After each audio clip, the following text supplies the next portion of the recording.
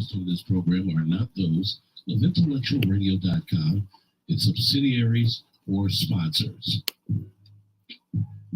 Encouraging, educating, and empowering you into action. This is Warriors Talk with your host, Lady ReShell.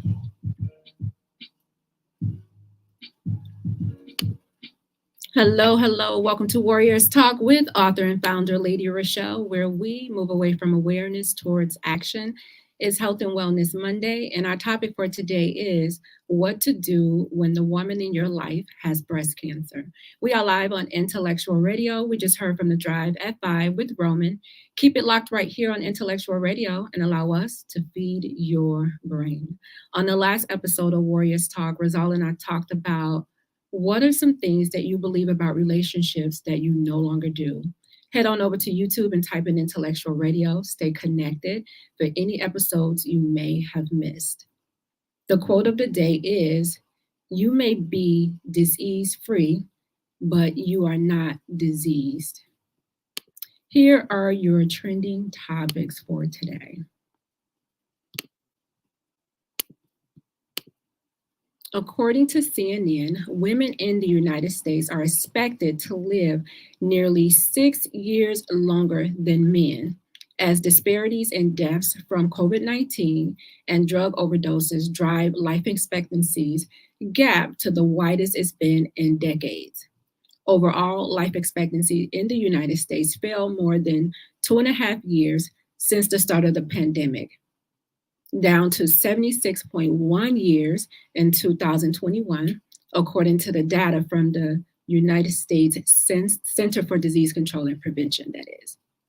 Life expectancies for both men and women were affected, but not equally. The lifespan for women has been consistently longer than men, with lower than 4.8 years in 2010, but the gap grew by 0.2 years in the decades that followed, and 0.7 years for the first 2 years of COVID-19, compared to 73.5 years for men and 79.5 years for women. That is a 5.8 years gap since 1996. The differences in cardiovascular and lung disease rates, largely related to patterns from smoking behaviors, have been the key reason why women have outlived men in the US over the past century. But men have had significantly higher mortality rates from many other leading causes of death in the United States, according to a new study, which actually widens the gap even more. In 2010 to 2019, the largest driver for the growing life expectancy gap were the highest mortality rate among men and women, unintentional injuries, diabetes, suicide, homicide, and heart disease. And some of the gaps were offset by mortality rates from cancer and Alzheimer's disease among men and women. That is your trending topic for today. We are so grateful for our sponsor on today. We have Emmanuel Church of God in Christ with Pastor Michael Richardson, and he has a special message for us. Greetings, I am Pastor Michael Richardson. And I am First Lady Anastasia Richardson from the Emmanuel Church of God in Christ. We're located at 3058 West Van Buren in Chicago, Illinois. We are building upon a solid foundation. And we're inviting you to join us every Sunday morning on Facebook Live at Emmanuel Kojic at 10:15 Central Standard Time. And you can also view our videos on our YouTube channel at Emmanuel Kojic-MR. Once again, this is Pastor Michael Richardson and First Lady Anastasia Richardson, and we're from the Emmanuel Church of God in Christ. We are building upon a solid foundation. If you are tuned in on any form of social media, like the show, share the show, invite someone else in on the show that you feel may benefit from this valuable information. Our topic again today is what to do when the woman in your life has breast cancer. According to statistics, it's saying that having someone in your life when you are diagnosed with cancer makes a big difference. Studies have shown that survival may be better for those with good social support. Marriage has shown to be better for survival rates for married women with cancer than unmarried women. Having a partner available to shoulder the burdens, provide emotional support, and financial contribute throughout the treatment are some of the important ways spouses can help. Women who do not have a strong social support ties or who have lack of support from a partner have a higher risk of recurrence and poor survival rate. Wow. We always talk about on here how survival rates contributes to you having a support system. The support system is vital when it relates to you fighting cancer. Just imagine fighting by yourself and you don't have anybody to encourage you on those days when you don't feel encouraged, and you have somebody to push you along and say, hey, baby, you could do this. Or you have even your kids, family members, you have somebody there that can help push you along the way when you don't have the strength to do it, nor the encouragement.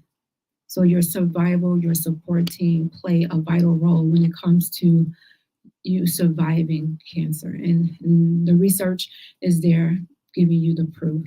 So what are some ways that men, if you have a woman in your life that has been diagnosed with breast cancer, what are some ways that you can support her? And some people may think, oh, she's the one with the cancer, right? And when one person gets cancer, especially if it's a father or mother, the whole house has cancer. Why? Because the whole house is impacted from that person, especially if that person is contributing to the household financially. It affects one person if you're counting on both of those incomes. If you're counting on both people in the household to help with the responsibilities of the household, maybe that person is cooking, picking up the kids, and then all of a sudden that one person is down, then it affects the whole household. So when one person in a house is diagnosed with cancer, the whole house is affected by cancer. So the one thing that a man can do is be present. Being present says nothing, right? You don't even have to say anything. You could just be present. Just your presence there to say, I'm here for you.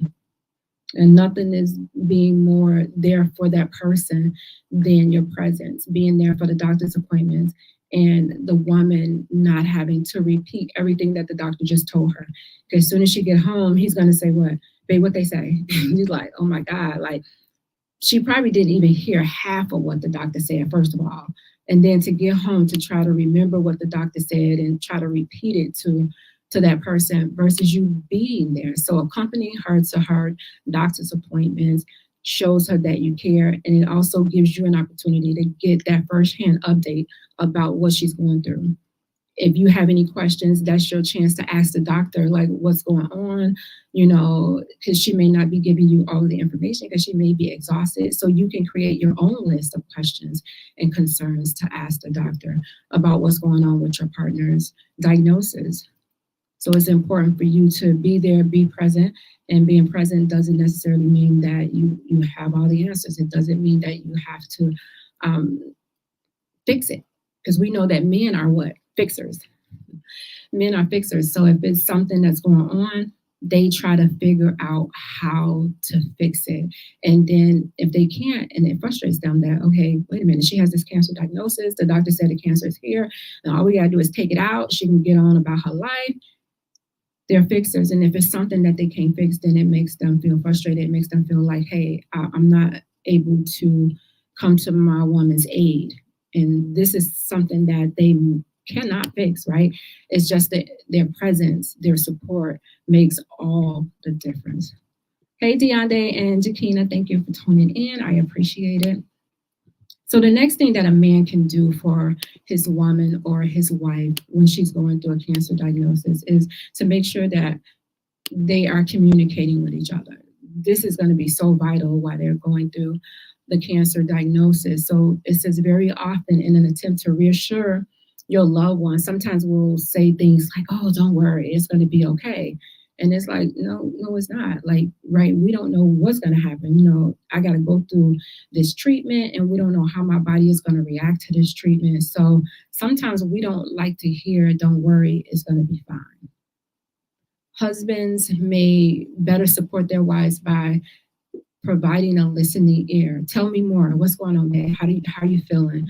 How can I make your day just a little bit better? What do you need me to do to, take some of the burden off of you?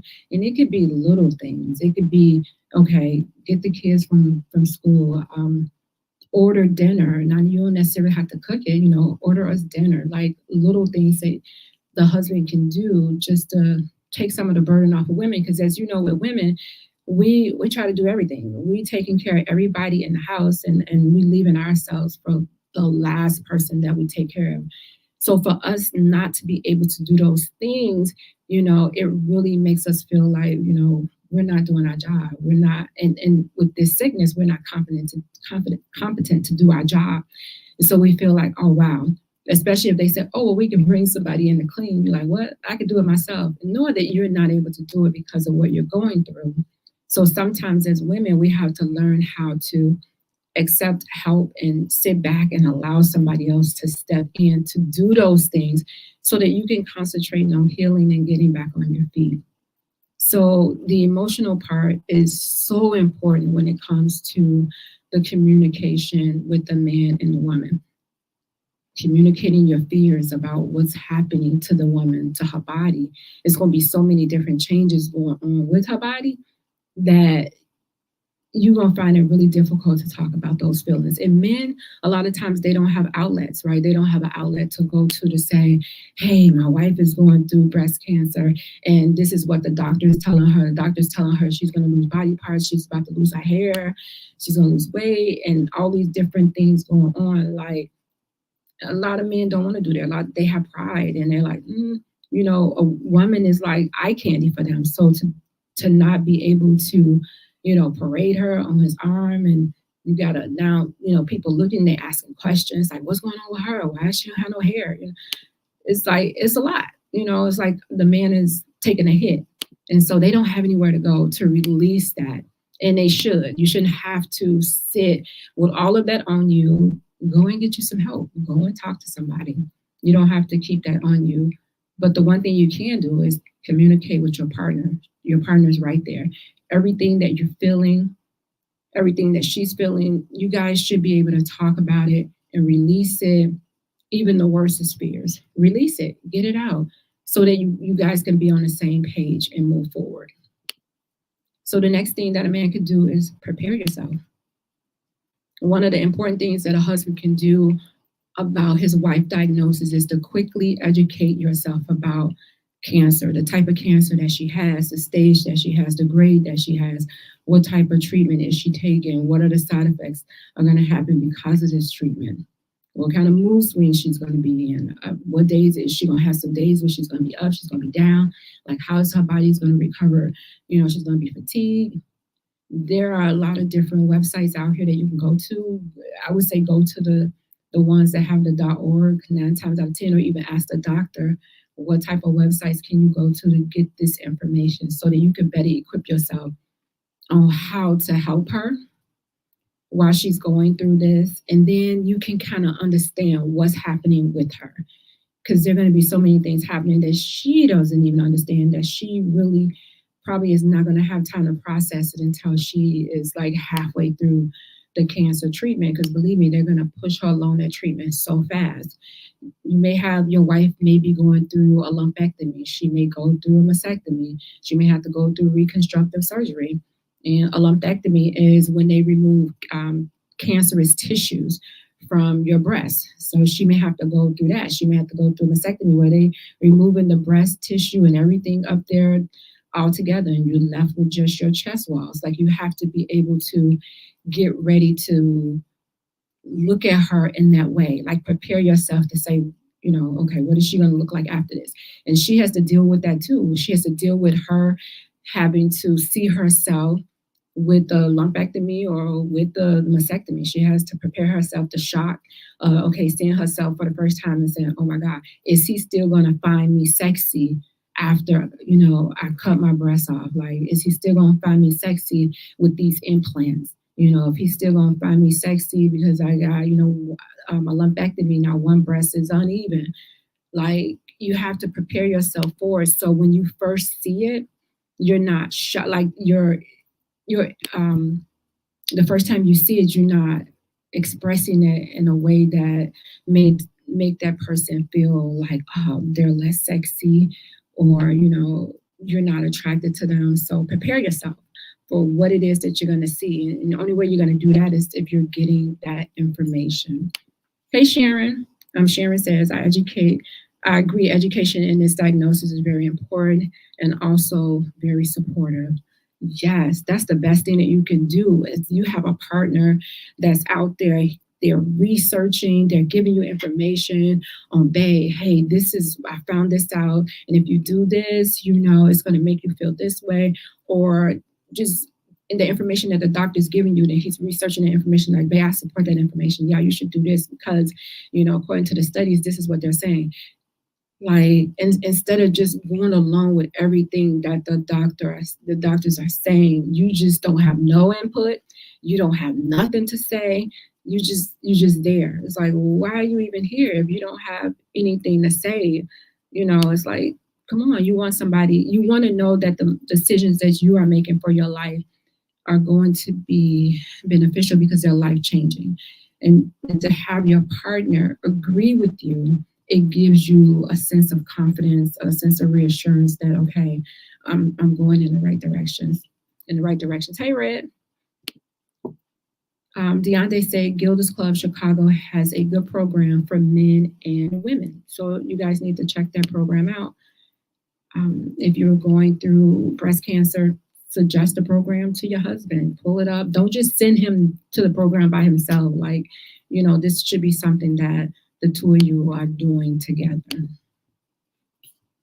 And this one is really important. Number 4, if you're a man and you have a woman who's going through breast cancer, is to keep the love fire burning, right? You want to make sure that the physical intimacy is still on point because it's an important part of the relationship.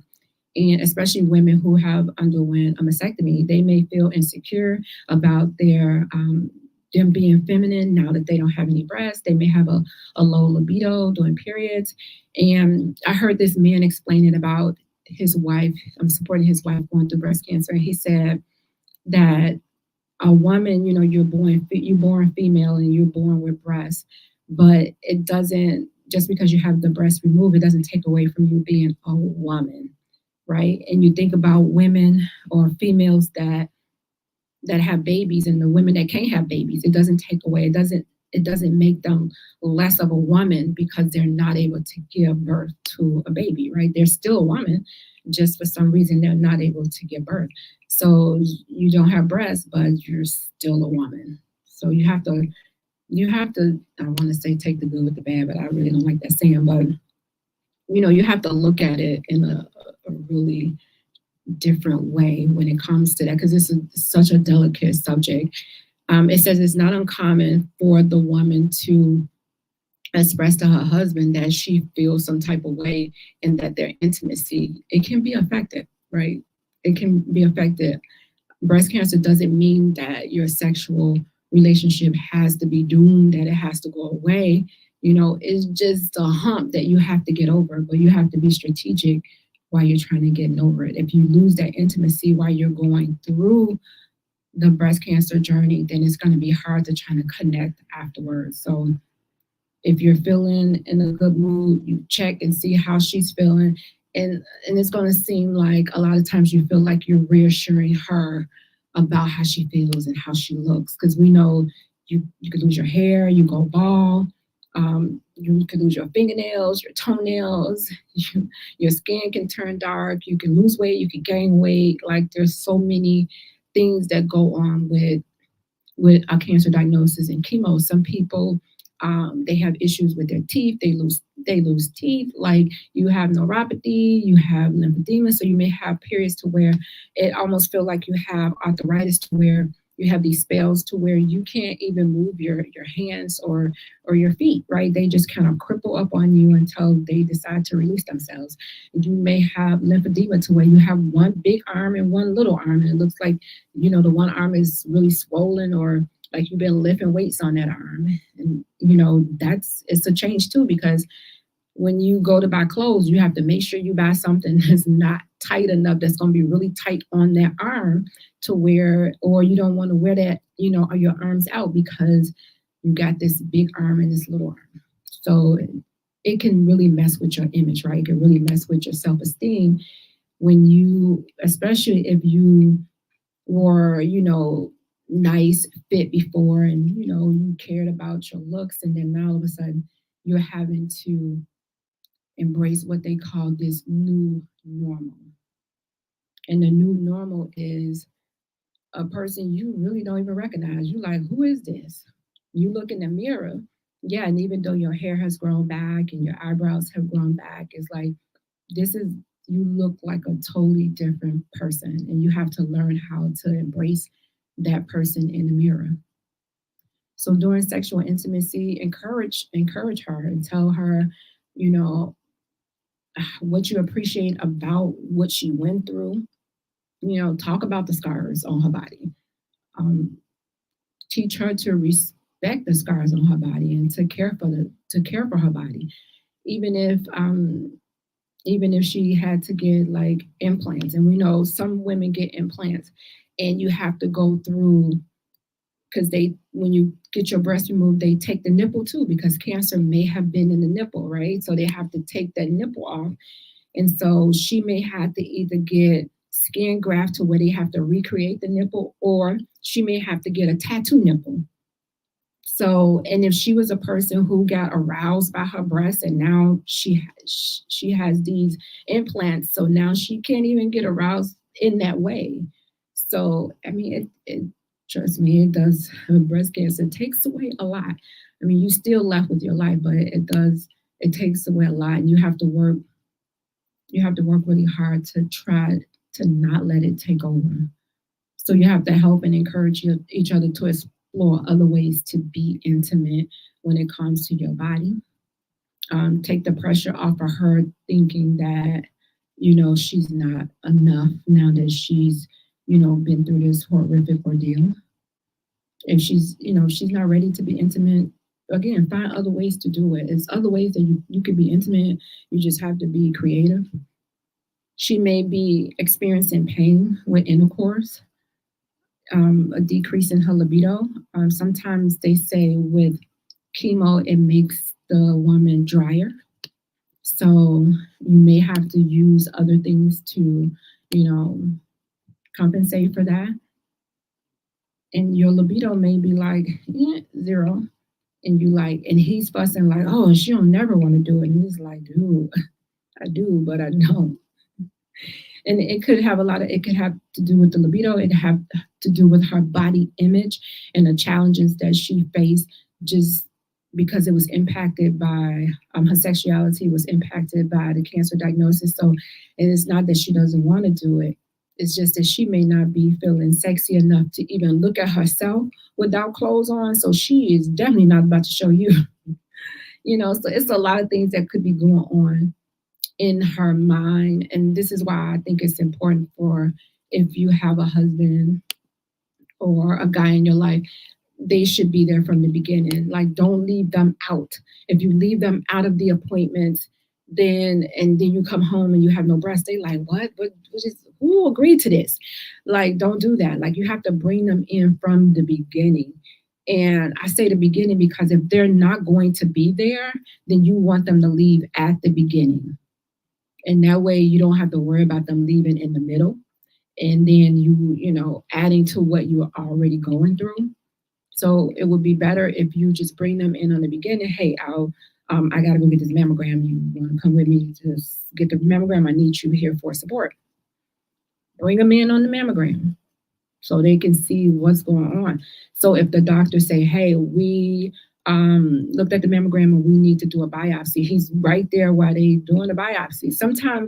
Sometimes people need to really see what you're going through to appreciate the journey. So, and even though he may not want to be in there while the man is sticking a big needle in your breast, maybe he needs to see that to appreciate what you're going through. Maybe, to be like, wow, she's a strong woman. Like, oh my God, like, babe, you're strong. I wouldn't be able to do that. Like, I really appreciate what you're going through. Sometimes people need to see it. Sometimes they really need to see it. Red says, some men want to know more about their partner's situation. See, I just said that, but are afraid of the reaction they might receive. So sometimes they wait for for her to discuss, and it's okay. It's okay to do that because she may not be ready to do it. She may be processing it herself, but it doesn't. I would say still ask. Still be like, babe, I see what you're going through, and I'm here to help you in any way possible. What is it that you need me to do? Like, create an atmosphere for her to open up. I would say, if you are a person that always comment on how she looks, and oh, babe, you look fat now. Oh, babe, you look skinny now. Oh, babe, what you putting on that? Then she's probably not going to open up when it comes to anything about her body, because she already know she already know how you're going to react. So you have to create an atmosphere for her to feel comfortable opening up about the situation. Babe, I want you to be around. Like, I want to see what you're going through. I need you. Like, the kids and I are depending on you. Like, what's going on? To get her to open up.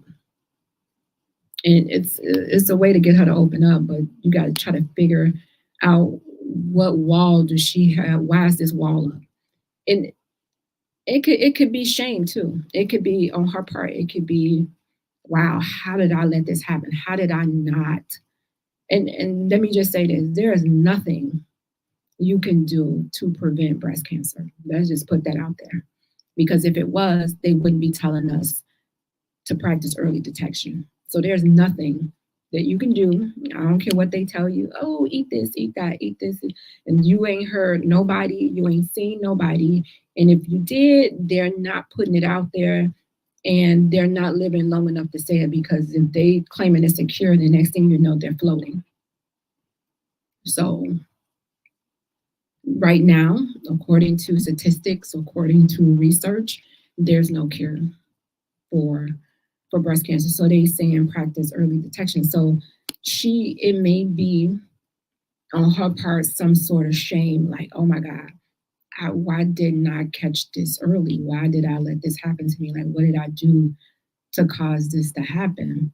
And it could be nothing that she did to cause it to happen. It could be genetics, could be environmental, could have had nothing to do with anything that she did, but she could be feeling it could be some sort of shame attached to it, where she feel like, man, I've let my family down. How did I put myself into this situation for there to be a potential for me not to be here?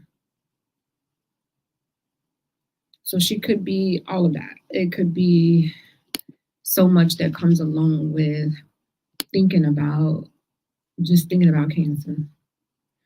So you have to, when it comes to sexual intimacy, it's going to be challenging.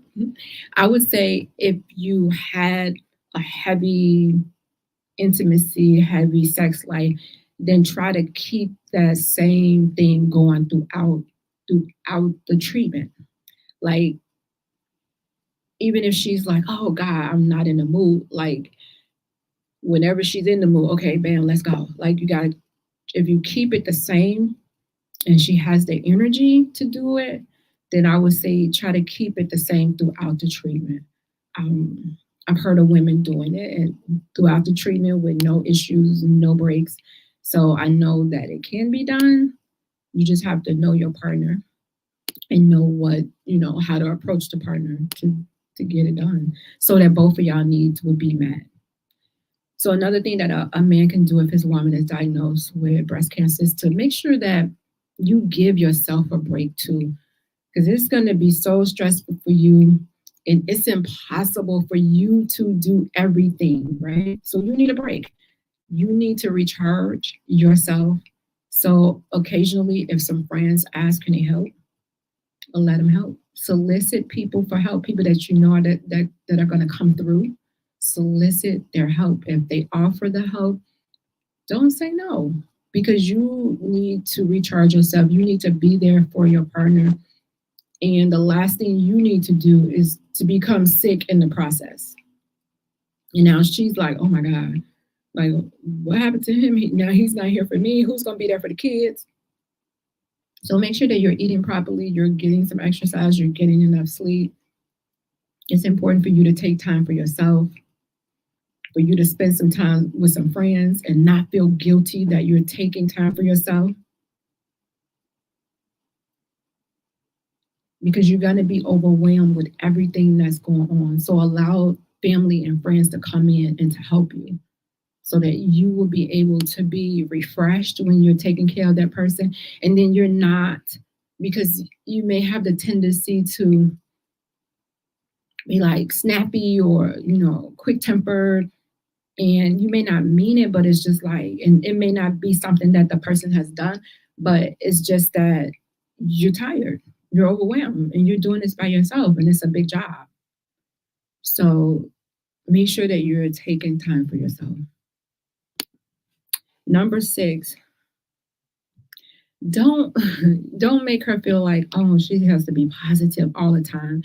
And this is just not coming from you, but people too. They see you and they be like, oh, be positive, it really is going to help with your survival. That's a lot of positive people that's still in the grave from cancer.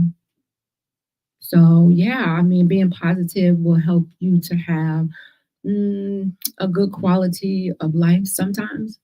But you are allowed, and she is allowed to have a day to where she's just not positive. So when she's feeling down, and don't allow her to stay down for too long, but don't make her feel like, oh, you need to be positive, and if you're not positive, then you're not going to make it.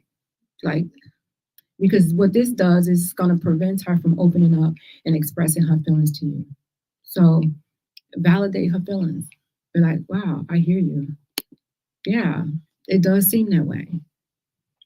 And then find a way to turn it around without, making her feelings feel like they're not valid. Because they could be very well valid at that moment. Number 7 would be a team. Face this cancer diagnosis together and decide that, okay, we in this to win it. Decide how the two of you are going to break the news to other people before you tell anybody else about the cancer diagnosis. Decide how you're going to break the news. Decide how you're going to break the news to the kids.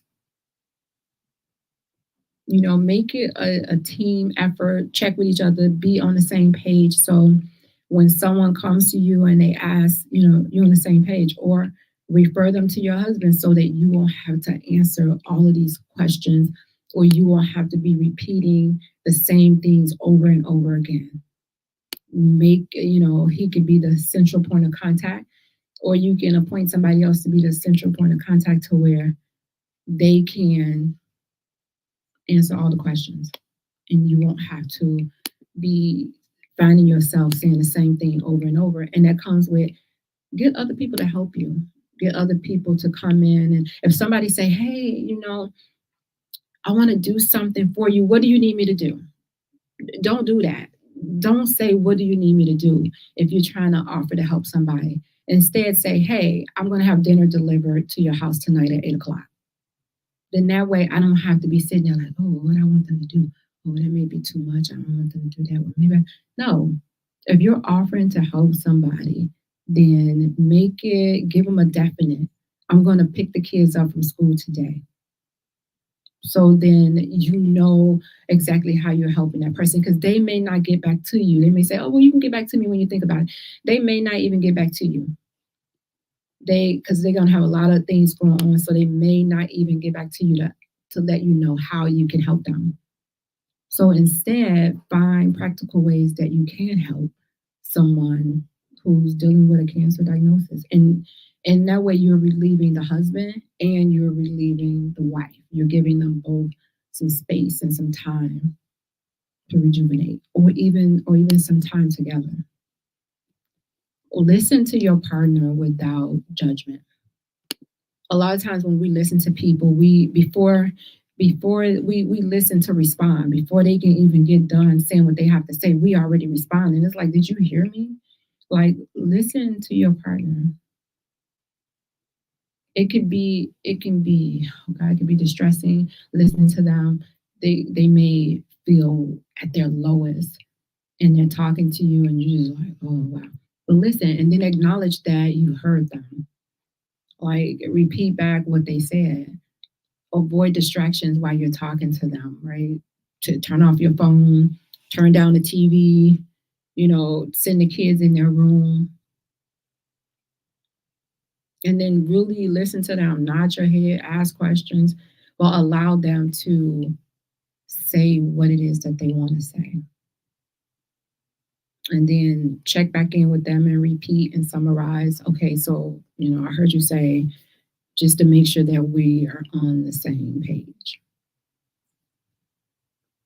And sometimes you have to encourage silence. A lot of times we feel like we have to always have something to say. We always have to respond. Sometimes just be silent.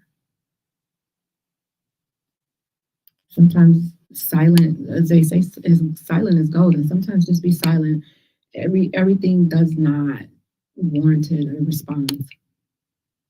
Where it says some women do put up walls, but I understand since I know more about cancer now. Yeah, it's especially breast cancer. Like, I think it depends on your relationship with that person. Like, if it's a husband, then the relationship is going to be different than if it's just your man and your boyfriend. It's going to be different, right? Especially if y'all not living in the same house, then it's going to be different. Like, there are going to be some things that she may not even say or you may not even see being just her man or her boyfriend. And the husband may be different. I mean, sometimes women may hide the stuff from the husband too, but it's going to be different. But you still should break the news to them and allow them to help if they want to help. If they want to be a part of it, then I would say allow them to be a part of it. Every guy cannot handle a woman going through a cancer diagnosis. Let me just say this. I'm in a lot of cancer groups on Facebook, and the one thing that women talk about is since they went through their surgery, how their man has not touched them or even looked at them once, or how they got a divorce, or how their man left them. Like, the majority of the stories are that the men leave when the woman is sick and they can't handle. Like, men are visual. So and it's not all men, let me just say, put the disclaimer out there, it's not all men, but because men are visual, and just imagine if you're with a woman and you're not all the way in, right? You're not all the way in. You're not in love with her. You may love her, but you're not in love with her. And you're on the brink of, it could be over the next day. And then here she is with this cancer diagnosis, and you're like, whoa. I had a woman on the show that said she came home, she told her boyfriend, her fiance it was, that she had a cancer diagnosis, and she came home and his bags was packed. And he said, this is not something I can do. I don't want to be going to the hospital, visiting anybody sick. This is not something that I can do. And he left. And then I think a couple of years after that, his mom ended up getting breast cancer, and he had no choice but to go up to the hospital, but to see somebody going through the sickness. But he was invested with her. He didn't love her enough to stick it out. So I think if a person is vested from the beginning, I think that they will be there. They will go through it with you. They tend to have, even if they are not, all so involved in everything that's going on, but they're there to support you. They may drop you off at the treatment versus going in the treatment, watching you do everything, so they may get you some food after you, get done with the treatment, whatever. But they may not be in all of the little details of it. It may make their stomach queasy, and they may not want to do all of that. So I would say allow them to help in whatever way that they can, and not not to try to force them to do it, because the last thing you want is someone to be there who really don't want to be there, who really don't want to see you sick. I heard someone said their man said that they didn't want to have sex with them because they smelled like chemo, like they didn't like the chemo smell. And I'm like, what does chemo smell like? Brenda says only real love would make a person, oh God, yes, would make a real person say yes, absolutely. And that's why I said if you're not vested, you're gonna be out of there. Red says one step at a time to start is a start. It is. And you got to be realistic. The two of you have to be realistic with each other and say, okay, this is what we're facing. This is what we're going through. And this is what is going to happen. We know for sure with the medicine, this is what's going to happen. And like, you have to discuss all of that. And then remember that it's cosmetics, which means your hair grows back. You know, all of that stuff that happens with the side effects from the treatment is cosmetics. It comes back after a while. Once you stop the treatment, it comes back. Even those with stage 4 cancer, a lot of them are not all bald-headed and walking around like the poster child for cancer. So you just have to, like I said, if you know that you're not going to be able to be there, I would just rather you leave as soon as you get the news, so that I won't have to feel disappointed thinking that, oh my God, he just left me in the middle of this cancer diagnosis. The person that I was with, I was with this person for 5 years, and then I ended up getting the cancer diagnosis. And really, he just kind of pretended like the cancer diagnosis didn't even happen. And we argued about treatment, and he didn't want me to do chemo or any of that. He's just like, no, don't put that stuff in your body, this and that. And I'm like, dude, I gotta do something. Like, I had to make my decision. And he went to my last chemo appointment. Now I was in chemo from February of 2014 to June, the end of June 2014. He went to the very last chemo appointment, and I kept trying to get him to go. I'm like, hey, I have chemo today. And thank God that I had a person every time I went. Like my mom was at every one of them except for the last one. And so the last one, he ended up coming. I said, okay, Mom, let him come. Just let him come by himself. So she's like, okay. So he came to that very last one, and because I told him, I said, I almost had to threaten him. I said, dude, this is my last chemo appointment, okay? And if you cannot be here for me at this appointment, then don't be here at all. Like, I don't even need you here. Like, I'm fighting for my life, and you can't even be here to support me. Whether you agree with the decision or not for me to take this treatment, I need you to be at this appointment. So he came to the appointment, and I was kind of shocked because I really didn't think he was gonna come, but he came.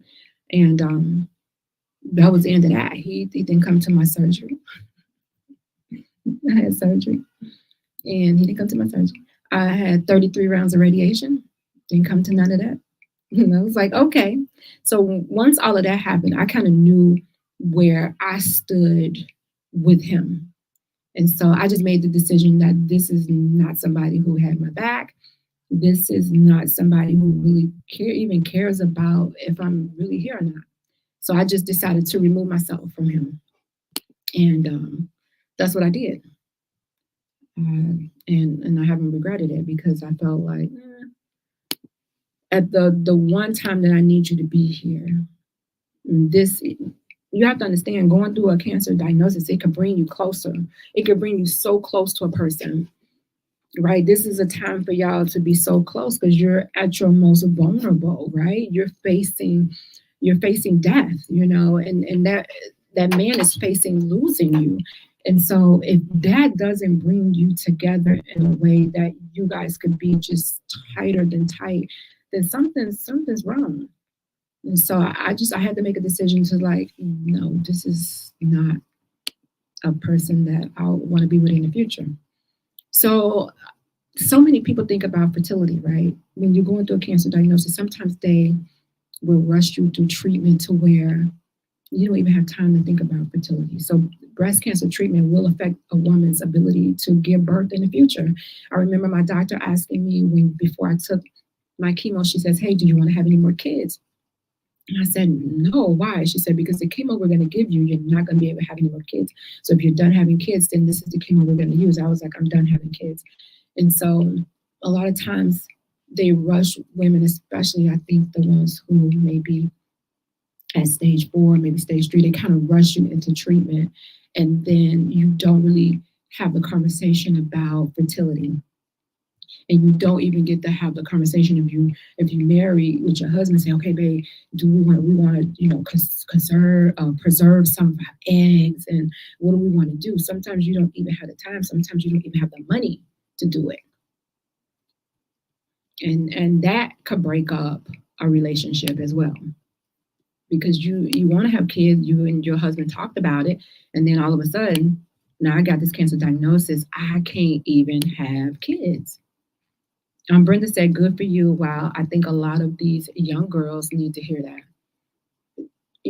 Just as afraid as I was to lose him, I'm like, I've been with him for 5 years. This is history here. But I was like, my health is more important. My health is more important.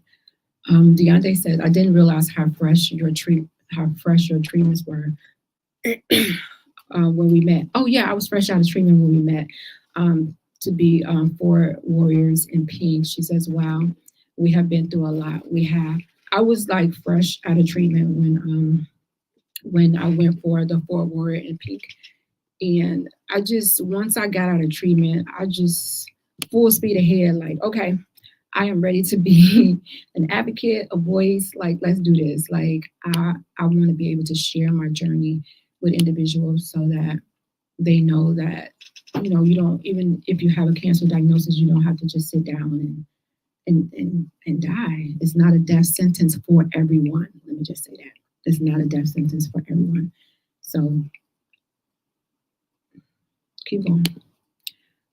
Go really quickly. Make sure that if you have kids, you try to remain in the household, some type of normalcy in the household, so that the kids can, because sometimes when you have a cancer diagnosis and the kids know and they worried about you, it can affect their grades, it can affect their behavior. All of a sudden they was a straight A student, and now they're having issues in class, and the teacher is calling you, talking about, "Little Billy keeps pulling Sally's hair." Like, sometimes it can affect kids in different ways. So you have to make sure that when you're telling the kids, that you're telling them with age appropriate information, so that they know what's going on, they're in on what's going on. And, because you never know what can happen during a cancer diagnosis, and you would hate for something to happen to you and they didn't even know you was going through cancer.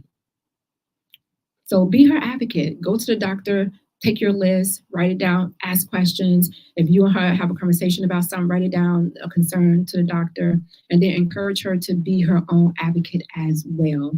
There may be a time where you can't be there at the appointment, so she has to be able to speak up for herself and able to make sure that she's being heard, her concerns are not being dismissed, and that she knows that she can count on you when you go to the doctor. You want to make sure you're asking all of the right questions. And then know sometimes that, this is my last one, that you can't do everything. You cannot do everything, and you should not have to do everything. So make sure, again, that you are calling in some reinforcement. You are calling in individuals to help you so that you can refuel, you can recharge, and you can be the best self that you can be for her and your children, if you have any children.